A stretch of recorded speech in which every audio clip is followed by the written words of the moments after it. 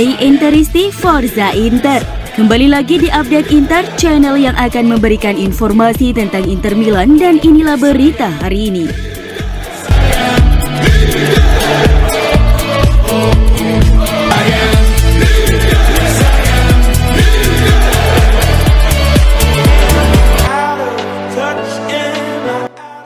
Romelu Lukaku dipastikan kembali tersedia di laga Inter melawan Victoria Pleasant pada pekan kelima grup C Liga Champions. Adapun pertandingan ini dijadwalkan pada Rabu 26 Oktober 2022 pukul 23.45 dini hari waktu Indonesia Barat. Seperti yang dilansir Sport Mediaset bahwa Romelu Lukaku sudah siap kembali beraksi membela Nerazzurri setelah sepenuhnya pulih dari cedera. Pemain asal Belgia itu melanjutkan sesi latihan penuh dengan rekan-rekan satu tim yang tidak melakukan perjalanan ke Florence dalam kemenangan 4-3 Nerazzurri atas Fiorentina kemarin di ajang Serie A. Meski begitu, Sport Mediaset memprediksi bahwa Lukaku tidak akan langsung menjadi starter di ujung tombak Inter melawan Pleasant karena ia baru pertama kali merumput di lapangan sejak absen panjang karena cedera yang serius. Inzaghi kemungkinan akan menduetkan Lautaro Martinez dengan Edin Dzeko untuk pertandingan nanti, dan Lukaku akan di bangku cadangkan. Selain Lukaku, kondisi gelandang Inter Roberto Gagliardini juga telah berangsur pulih dan akan tersedia di bangku cadangan pada tengah pekan nanti. Sebagaimana diketahui, duel Inter versus Victoria Pleasant akan menjadi penentu nasib Barcelona. Inter hanya perlu memenangkan satu laga dengan menjamu Victoria Pleasant di pekan kelima untuk bisa menyegel satu tiket di babak 16 besar Liga Champions. Sedangkan Barcelona dipastikan gagal lolos ke babak 16 besar jika Inter Milan berhasil menang atas Victoria Pleasant.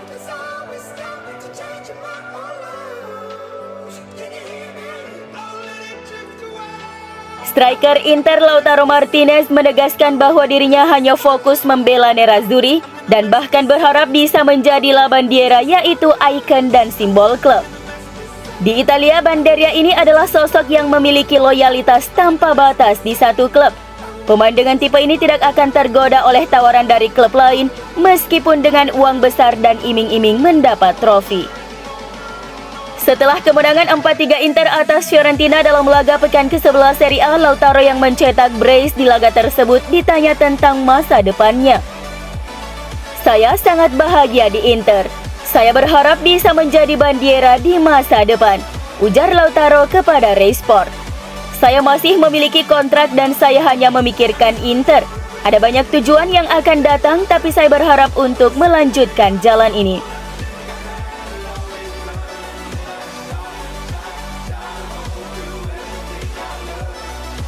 Media Italia Gazzetta dello Sport memuji penampilan Lautaro Martinez sejauh ini dan meyakini sang striker akan terus berkembang di Inter Milan.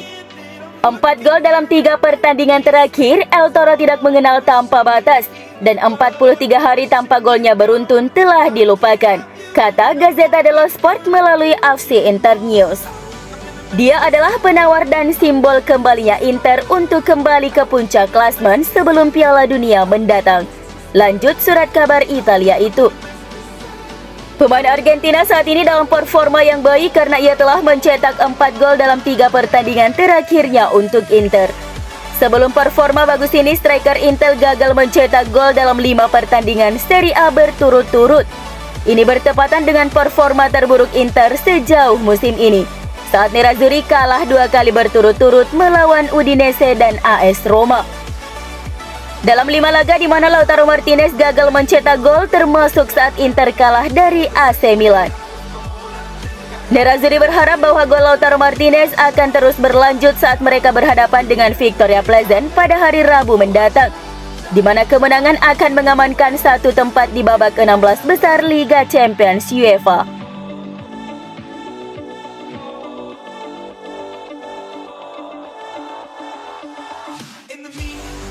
Pelatih Atalanta Gianpiero Gasperini memberi pujian kepada mantan anak asuhnya Robin Gosens atas performanya bersama Inter meskipun sering mendapat kritik.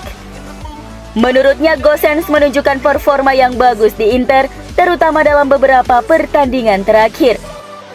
Berbicara di konferensi pers resmi seperti dilansir FC Internews, Gasperini ditanya tentang kemungkinan kembalinya Gosens ke Atalanta.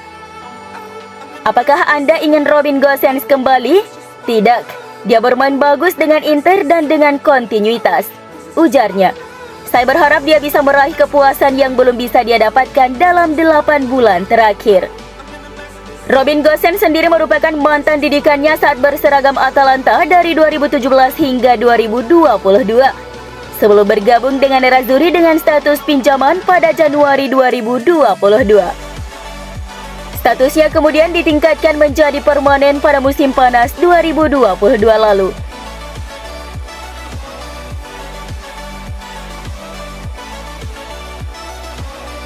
Sebuah insiden tidak mengenakan terjadi di Stadion Artemio Franchi di laga Fiorentina versus Inter pada pekan ke-11.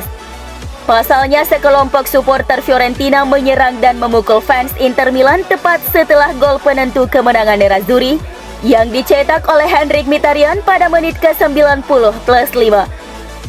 Sebuah video yang diunggah oleh akun Instagram @90ordnacelle tentang pemukulan oleh beberapa orang supporter La Viola terhadap fans yang mengenakan jersey Inter itu menjadi viral.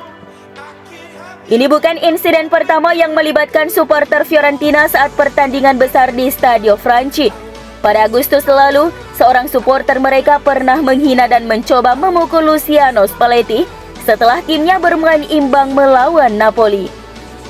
Duel antara Fiorentina kontra Inter Milan ini memang berlangsung panas, terutama setelah pertandingan diputuskan lewat gol Henrikh Mkhitaryan di akhir permainan. Kubu Fiorentina tampaknya tidak menerima kekalahan timnya dari Inter. Selain insiden yang melibatkan supporter, keributan juga terjadi di terowongan Stadion Artemio Franchi. Presiden Fiorentina Commisso bahkan diduga menuju pintu ruang ganti dan mencoba untuk merusaknya. La Repubblica dan Firenze Viola juga melaporkan bahwa di area tempat duduk VIP terjadi pertikaian yang sangat panas antara dua CEO, yakni Beppe Marotta dan Joe Barone. Namun berita itu telah disangkal oleh pihak Fiorentina dan meminta pihak Inter meminta maaf. Namun Inter dengan tegas menolak untuk meminta maaf kepada Presiden Fiorentina Rocco Commisso.